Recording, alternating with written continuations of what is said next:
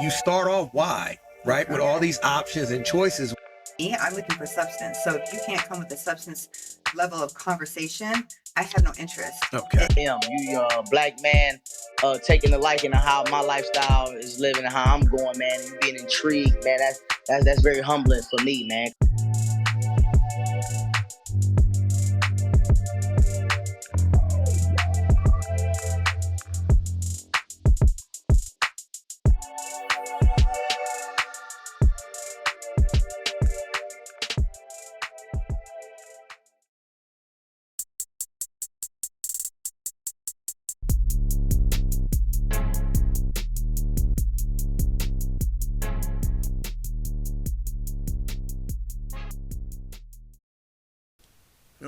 Okay. So man, I got you here tonight, and I wanted to talk about this topic because the topic is something that is really becoming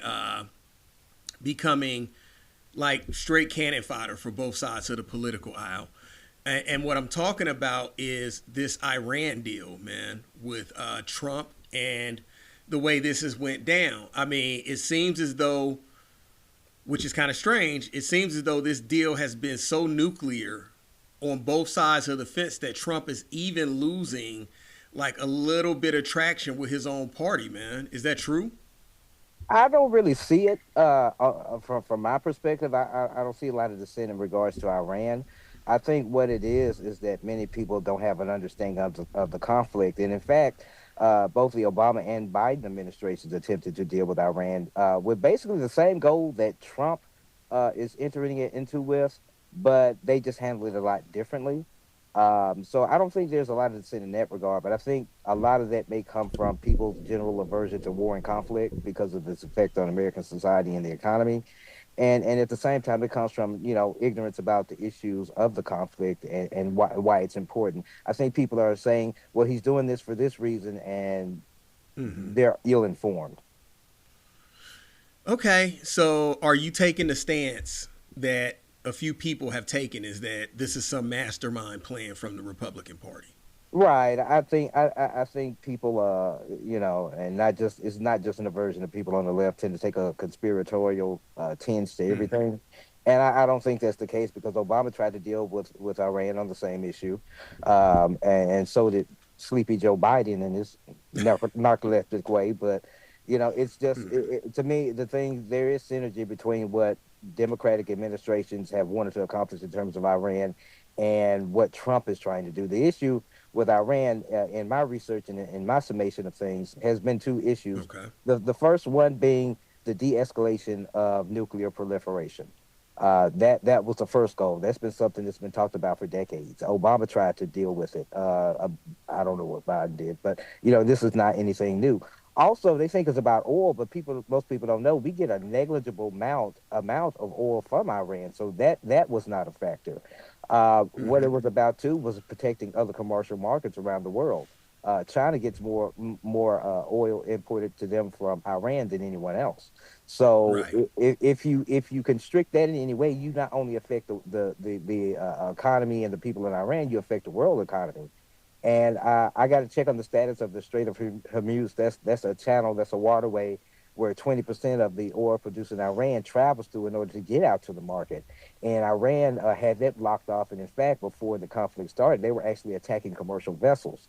Okay. So the Iran affair really doesn't affect our oil prices too much in actuality, but it affects the world market. So those are the two main reasons in my research and reading where I saw where the conflict was initiated. And he's not giving the Okay. money. He's not giving money to Iran. Obama gave Iran a $1.7 billion settlement for debts owed to them prior to 1979. No reparations, but we always find money for someone else. So that's sort of where I come from at it. Okay. Well, I mean, the Strait of Hormuz is, I believe, it's 24 miles across, and it's shared between Iran and another country. I forgot the name of the other country.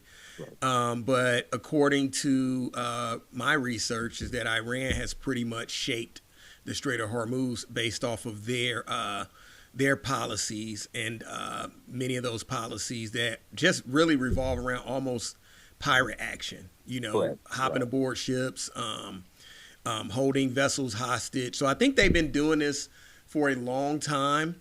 And I can see where, people are like, I'm confused about this because, I mean, it looks as if Trump is actually just doing this for the most part. I mean, and I understand the argument of, trying to help the world's economy and for gas and fuel and supplies to flow. But it also, I think a big point of tension with this is the fact that people are believing that this is a bigger part of Israel's influence on the United States of America. How do you respond to that? Oh, of course it is. It definitely plays into it. Politics in that region will always play a major part. And the thing is, you're talking about people in that part of the world that are fighting for on a religious and spiritual basis. You will never quell that conflict. Any conflict that's based on xenophobia or ethnocentrism, whether it be spiritual or religious, it's Right. going to be a fire that you really will never put out. But I think he's trying to quell it. Israel being involved, yeah, that's always going to be a thing. But I think the fact that previous administrations were basically like dogs without teeth. They couldn't bite anyone. They were too amiable with Iran, and what it caused was an increase in their proliferation as far as nuclear weapons. And we can't have that in that region. I'm sorry, we can't. They're too close to many of our allies, and that also makes us and our allies susceptible to attack. Okay, I can see that. I mean, I'm going to push back on the Obama Trump kind of connection right there because Obama, I think that it was his negotiated settlement was $1 billion, something like that. 1.7, but and it was due them. 1.7 billion. Yeah, it was due them. I mean, it was for old debts that they were owed. Yeah. But I'm always going. Anytime I hear about the Obama administration dispersing funds to other countries or aid, is always going to come back. What about reparations? So that's going to be a sticking point. I get that, but with Trump, man, offering up close to $300 billion, and that's the estimated claims from a lot of experts, and of course, the Trump administration is saying like, no, it's from money that was already theirs, or it was this, it was that. But I mean, anytime that you give a nation that revolves around terrorism any type of money, it's going to result in more terrorist actions. You know what I'm saying? Iran has never gave up that plight to instill terror throughout the whole free world since its inception, since its newly inception around the 40s. So I mean, I'm not a big fan of this plan, man. And I'm telling you from a voter, that is right down the middle. I'm not in favor of this, man. And honestly, to be honest with you, man, the Obama deal seems as if it was a little less messy than this deal and cost efficient. Go ahead. I think, and like I said, I think Obama and Trump pretty much had the same goals. And that's why I'm not going hard on Obama. I realize what he's trying to do. I just think it was limp-wristed how he approached it. But the thing is, it got to the point where it could no longer be an amiable situation. There was too much amiability between past administrations and Iran, and we needed somebody that was kind of go in and kick the doors in and say, hey, no, we've dealt with this long enough. You're smiling in the face and you're still doing what we asked you not to do. We need to fix this now. So, it's more a matter of approach. But as long as the end result is the same, I'm okay either way. Whether Obama had fixed it or Trump fixed it, it just needs to be resolved. And I mean, the craziest thing is, I mean, people are, giving President Trump a lot of applause for resolving this matter that is highly unresolved at this point. Right. To this day right now, even though this deal is on the table, and I think it's just a memorandum of understanding, but even though this deal is on the table, there's still actions that Iran is taking against the U.S. and back and forth. There's a lot of words going back and forth, and also a lot of threats, So I don't see it as resolved yet, and then I don't think the world sees it as resolved. Oh, it's not. For some reason. Go ahead. No, go ahead, please. No, I'm sorry. It's a little bit of feedback. I'm sorry. Go ahead. Yeah, no. I'm just saying, this is not a resolved thing at this point. Gas prices around our country are still exploding. People are still worried about, their future when it comes to, I mean, we're already getting hit from all angles in our economy. Right. Especially with the tariffs, right? The tariffs was a huge thing. And I think that's where Trump is kind of losing this, man. It's not just the Iran thing, right? Because I applauded him going in and taking out the Ayatollah. I was so happy because I Right. thought that was a brave move. You know what I'm saying? I thought it was Right. a great move for, and I thought it would maybe resolve itself. I wish that they'd continue to just bomb and bomb and bomb during that time to try to just mess up the rest of that regime. But I applauded him on the Ayatollah deal. But at the same time, man, I mean, it's coming one thing after another, after another, after another. I mean, we went through months of crazy tariffs, right? Mm-hmm. Back and forth with other countries, our allies, making deals with China, you know, while taking deals off the table from Canada and other allied nations. So, I mean, it's confusing to people. I think the biggest thing with Trump's administration is that the actions are confusing, and then at the same time, with that confusion, there goes the conspiracy theories. Because Right. honestly, taking out Maduro, right? Right. Having these tariff wars with all of these aligning countries, Mm-hmm. going in and really starting this war out of thin air. And I know people are going to say, well, it's because of September, whatever, October, whatever, the attacks on Israel and stuff like that. That wasn't our problem, honestly. Yeah. And I know it could have been our problem, but at the same time, this war kind of evolved out the thin blue sky and then to a lot of people's fact, Obama already had a deal that was snatched off the table by Trump when he came into office, and that Because deal involved without war, well, here's the without thing. all of this going on. The Obama deal was, like I said, a dog with no teeth. It wasn't working. Iran was still basically saying, okay, they're giving us settlements. They basically looked at Obama like a duck, like somebody that's How still so? taking advantage. Because here's the thing: you had a deal, you were getting settlements, but nothing was done. The proliferation was not being reduced as was what was agreed to. So I don't, I just think that Iran did not take Obama seriously. I think they viewed him as weak, which is why we got what we got. The war didn't start because of anything that happened. I don't even think it happened from 9/11. We've had conflicts with Iran for decades. This is nothing new. And here's the thing about the geopolitical issues. If you notice, in America's dealings with every other country and region, we always come back to the Middle East because as long as we're involved in the Middle East, there will be a revolving door of conflicts and strife. We don't have that with other parts of the world, but with that region, because of religion, that's what I think. It's always going to be a hot point for conflict and things like that. But do I want war in any administration? No. It's not the best thing. But I think the way he's approached it is, look, this has been lingering for too long. This has been lingering since before Reagan with Iran. Let me just go ahead and try to deal with this and get things back on track because people complaining about gas prices. Trump just ordered for them to lower gas prices. He accuses oil distributors in America of price gouging because our gas prices are not affected by Iran. That's dictated by OPEC. And barrel prices are about $68 a barrel right now.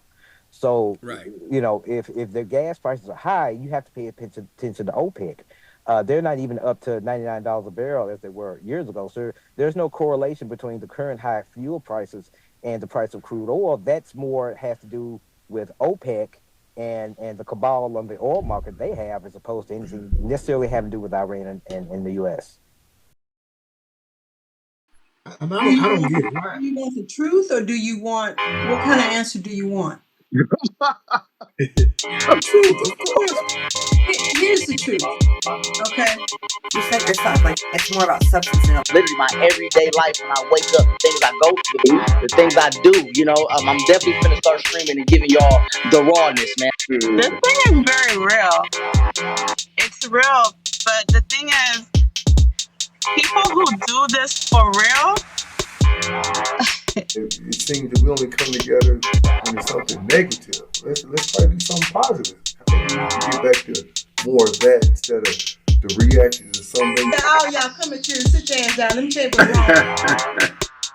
They don't think they need it. You begin to start understanding, like, this is what I like, this is what I want. You start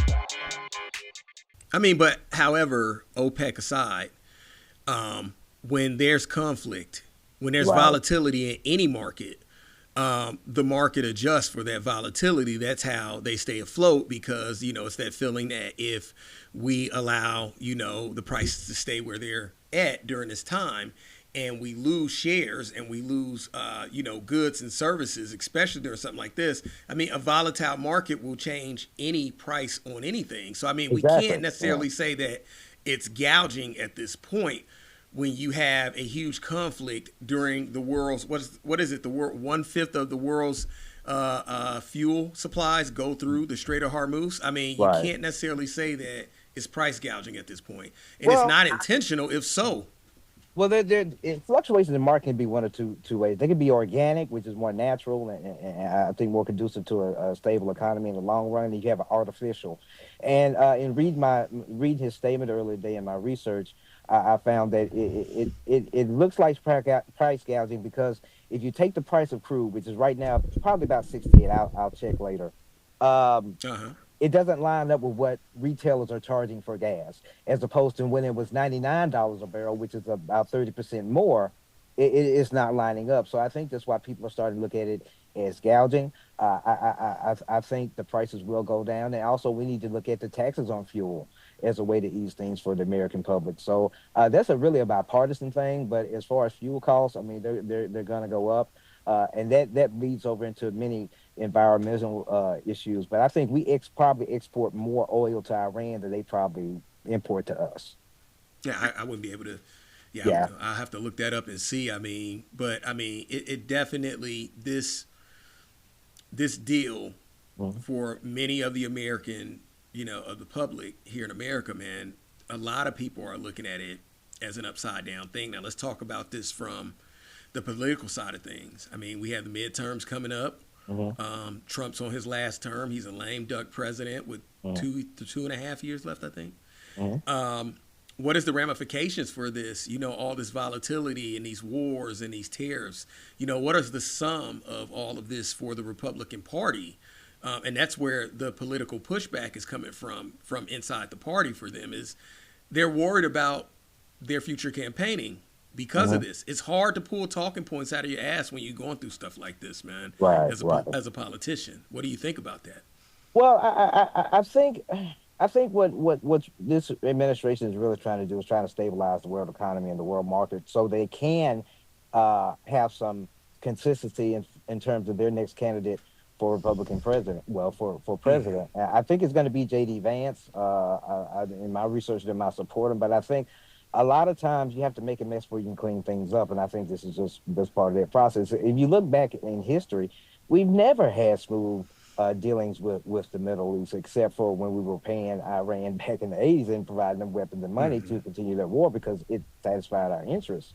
And I Right. think just the contrast of how other administrations have handled Iran and the way he's handling, I think like I said, I think both are essentially going for the same result. They're just taking different paths.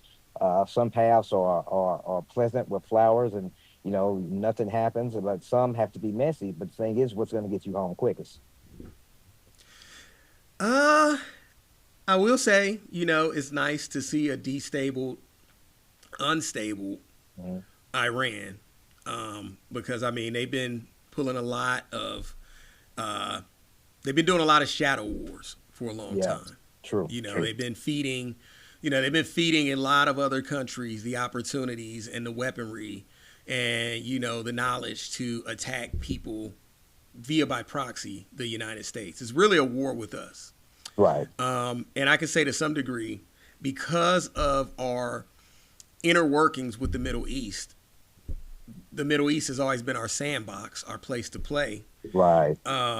We've created a lot of these problems, man. I mean, we've created a lot of these issues, and people say, well, how so? Well, you know what?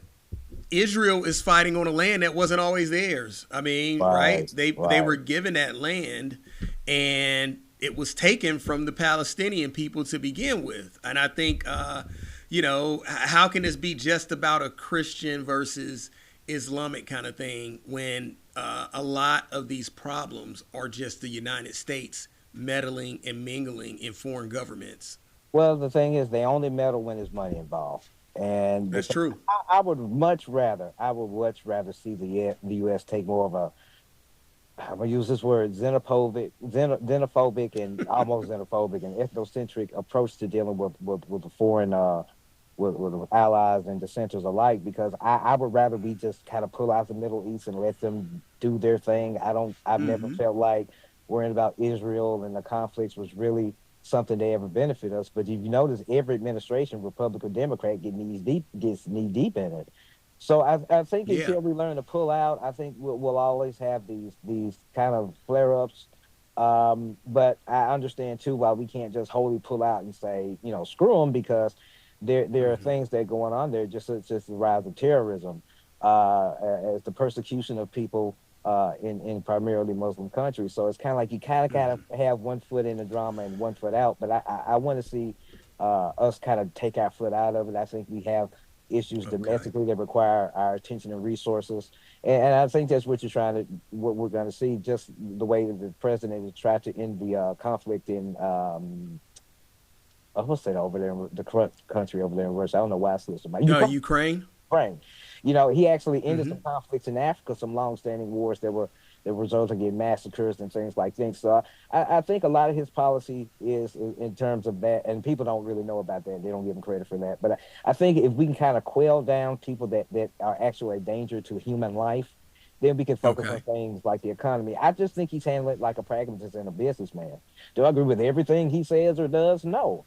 But I'm looking at the long game, the greater goal, and not just, how I feel at this moment. Yeah, I understand that, man. I think, just, and this is just me thinking on the fly, but I really truly have a thought that the reason why we stay in conflict over in the Middle Eastern countries is because there's this fear of a allied Islamic nation that would be contesting the United States if we allow it to grow and merge together.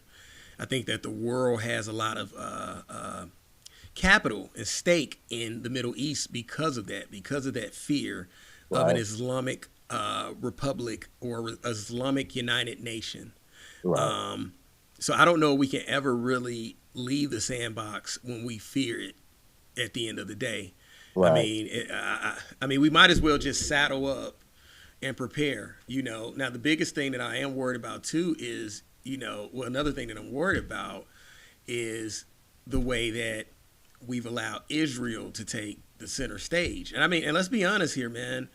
When we're just talking about people, just people alone, and I know that Israel lost a lot of great people on, what was it, October 11th, I believe that was. No, October something. I thought it was October. I can't remember the date.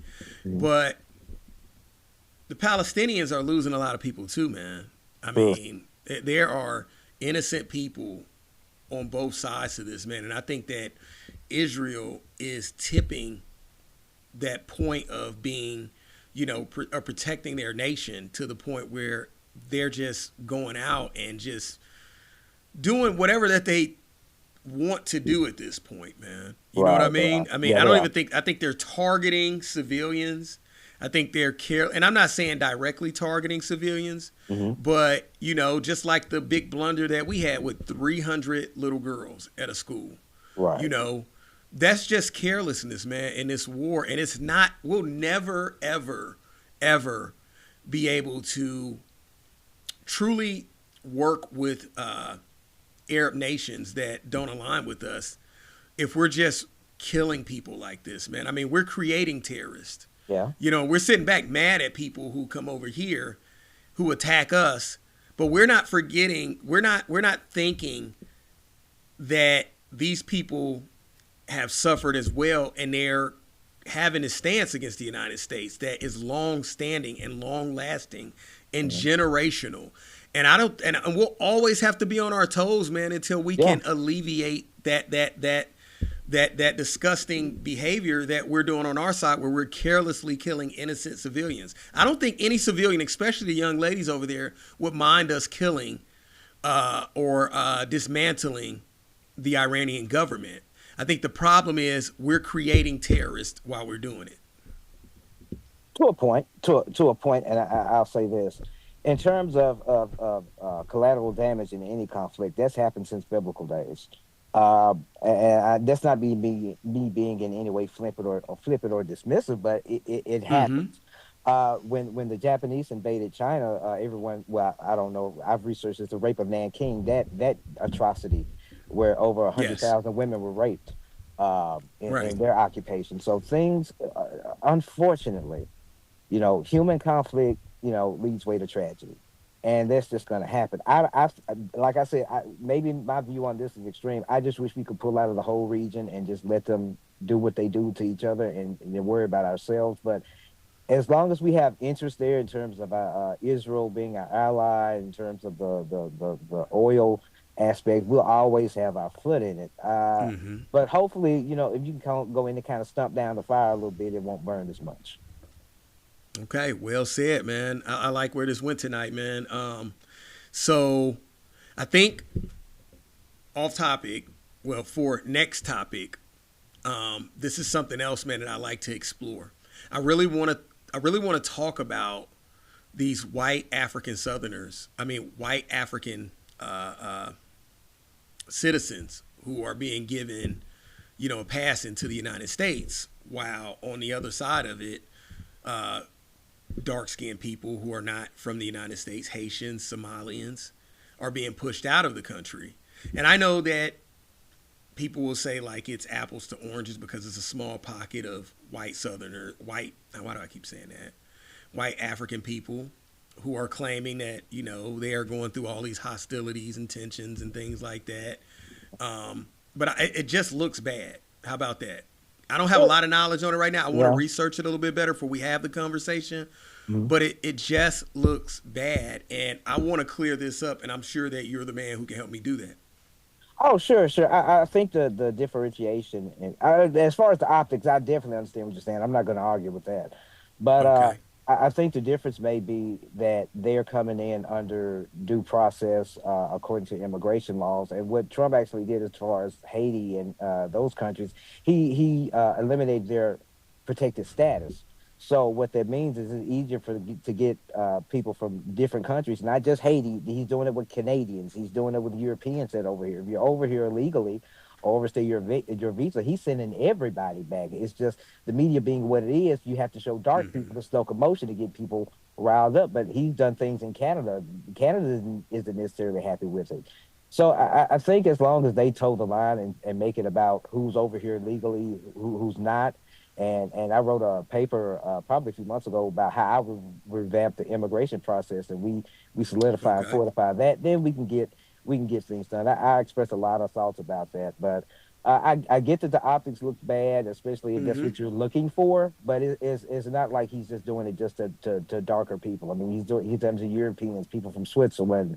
I hear every day about him deporting quote unquote white people. So it's not as targeted as people want to be paranoid and believe. Okay.